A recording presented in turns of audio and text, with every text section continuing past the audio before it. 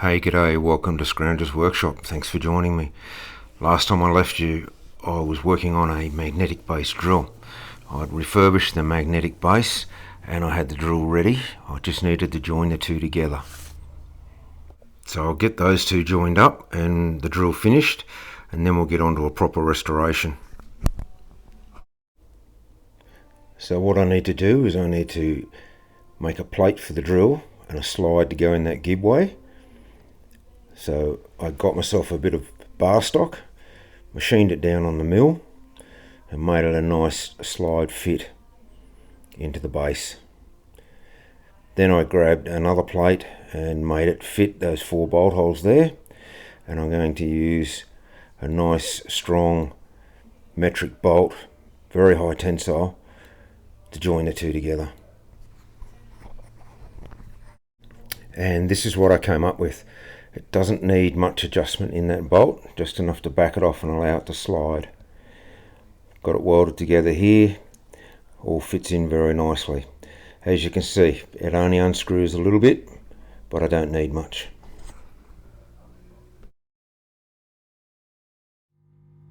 I also made a simple spanner for it that will stay with the drill and gets in there very nicely. That drill's quite heavy, so as soon as you back the pressure off, it wants to slide. So let's fire it up and see how it works. So the first thing, I'll power up this magnet. You might hear it hum when it kicks in. And it's grabbed hold of my metal workbench good and hard. I cannot get it to shift.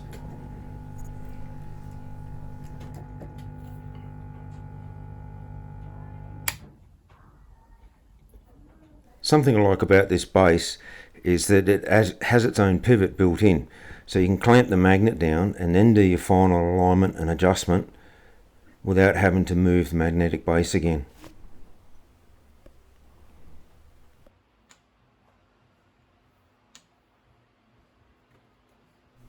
That long bolt sticking out the back of the base, that's to stop the drill from trying to lift the front of the magnet off its metal attachment.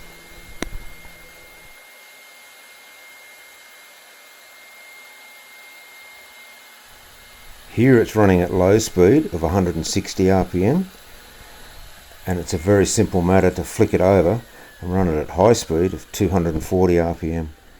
It's just a little slide switch on the side there.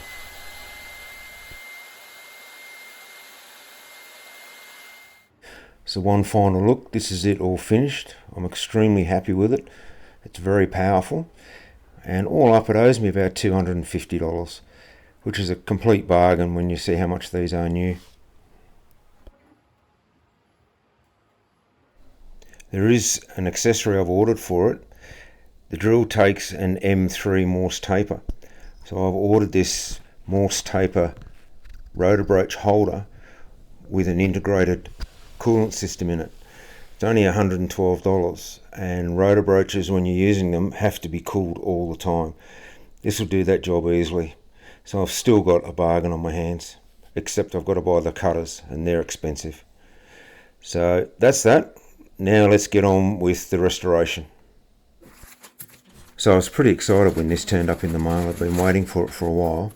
And I'm sure all you blokes over there in England are saying a No1 Brades Hatchet rare, poppycock. Well, watch on and I'll show you why it's rare. There's a fair bit of surface rust on it, but you can still see where the top half of the hatchet was originally a deep red. It's not in too bad condition, hasn't been abused too much, and that's why it's rare. This one was actually made in Australia by Cyclone Forgings under licence from Brades, and these are pretty thin on the ground. This one still has a reasonable edge on it. Been pounded on the side a little bit, but otherwise it's in remarkably good condition, just rusty. We'll soon take care of that though. So seeing as how this was made by Cyclone, I thought I'll get myself a Cyclone hatchet handle for it. I don't know what I was thinking. Why did I waste $10 on this? What a piece of garbage. It's as light as a feather, made in China, and complete rubbish. Cyclone have really come down in quality. Look at the crap grain on this. All lacquered, of course, rough as shit. Oh, I kicked myself for buying that.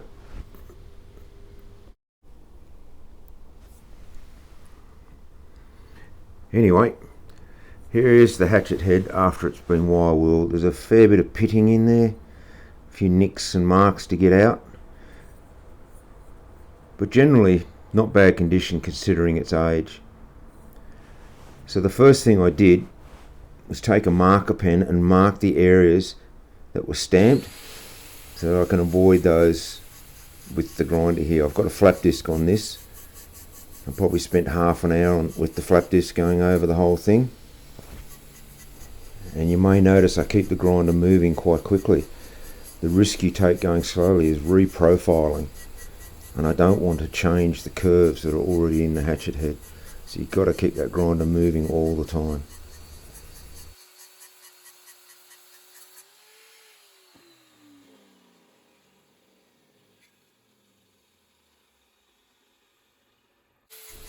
The stamping at the head of the axe said number 1. It's very deep, so I wasn't going to do any damage hitting it with the flap disc. Whereas the stamp that says Brades down near the cutting edge is quite light, so I didn't want to touch that at all. It just took a bit of care and attention.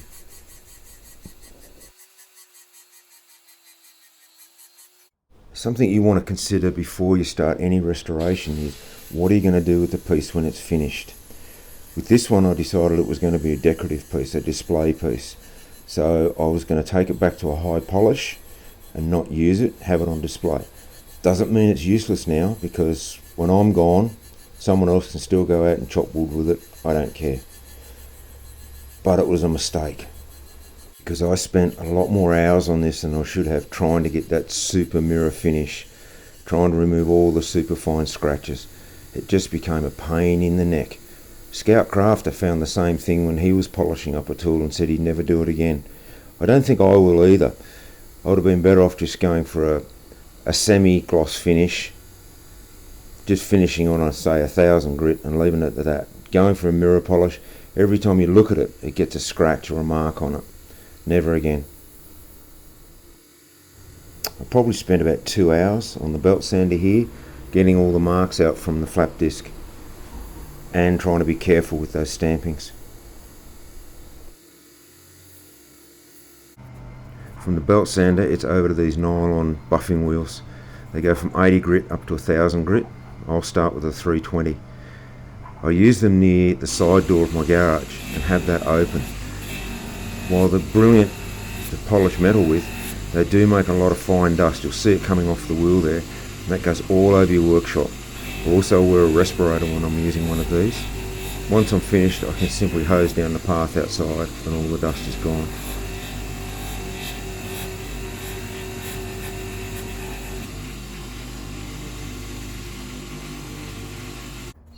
Here's a quick tip. This nut used to be tight to get off all the way along the shaft. Don't know why. Didn't have a tap and die to suit it. So I just used a little bit of valve grinding paste. Put the nut on and off about half a dozen times. Hey presto, now it goes on with your fingers.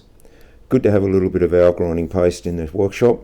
Anytime you want to lap something together, great stuff to use. Just wipes off, cleans up when you're done. So here it's finished on the nylon wheels, and this is where I realised I'd made a mistake. There was no way I was going to get these pitting and some of the scratchings out of this. So from here I went to the buffer and gave it as good a polish as I could get. Next I rang Louise at Blue Mountains Camping, and she sent me down a decent handle. It arrived in a few days and I'm very happy with it. And what a beautiful handle it is.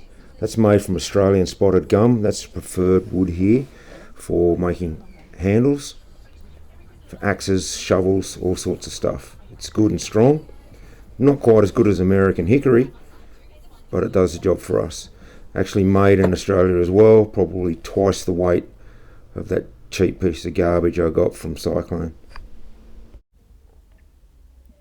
So here I'm just marking out for the handle. You can see I've already given it a coat of stain.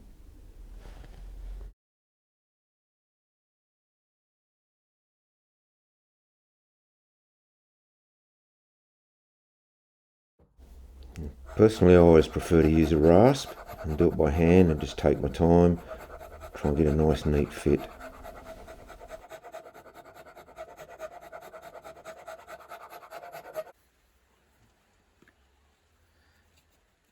At this point I've decided the fit is good and snug, and that'll do, there's no more trimming needed.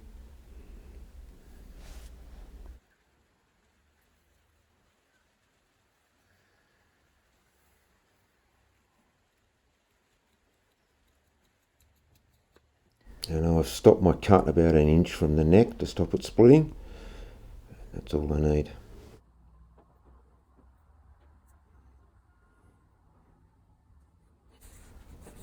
Here it's getting a sand with wet and dry, and then we'll be ready for paint.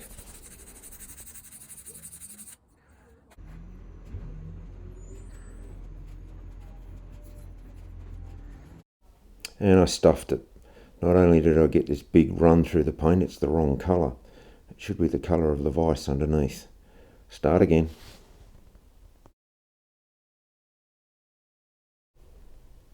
Here I'm just finishing up the handle. There's the wedge I've made for it. Just going to use beeswax. I'm not a fan of lacquered handles. And I love the grain. That tiger stripe in the grain is just gorgeous. Thanks Louise from Blue Mountains Camping for supplying me with such a good handle. I really like it. These guys don't sponsor me, but I am happy to give a shout out for good service and a good product. Thanks guys. Just a quick reminder of what we started with, a rusty old hatchet head.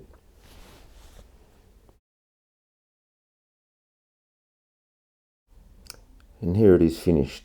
I hope you like it. I do. I'm really happy with it. Came out beautifully. I'd just like to give a shout out to a channel by the name of Time Flies in the Shop. He's one of my subscribers, and he noticed it had been quite a while since I'd done a follow-up video. So he sent me a note asking if I'm okay, what's going on, let him know how things are going. So I really appreciate that. We do talk about being a family, us restorers, but it was a really nice touch. Thanks. I hope you enjoyed the video. As you can tell, I'm still finding my way, and I hope they're getting better. Thanks for joining me, and I'll have another one out soon.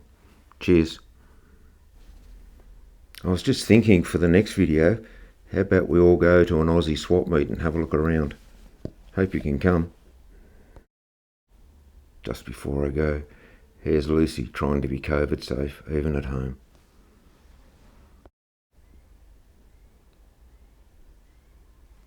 But a much bigger worry than COVID was if Lucy came across one of these guys. This is a king brown snake. It was found in my neighbour's driveway. It was dead because it had been run over. It's only a juvenile at about 2 feet long, or just over half a metre. These are known to have the second most deadly toxin of any land snake in the world. They're aggressive, they're fast, and they're usually in a bad mood. And we know where there's some full-grown ones. Thankfully, when Lucy came across the scent of the snake, she jumped back a mile, wouldn't go anywhere near it, so at least she won't be going to have a look to investigate and get bitten that way. Welcome to Australia.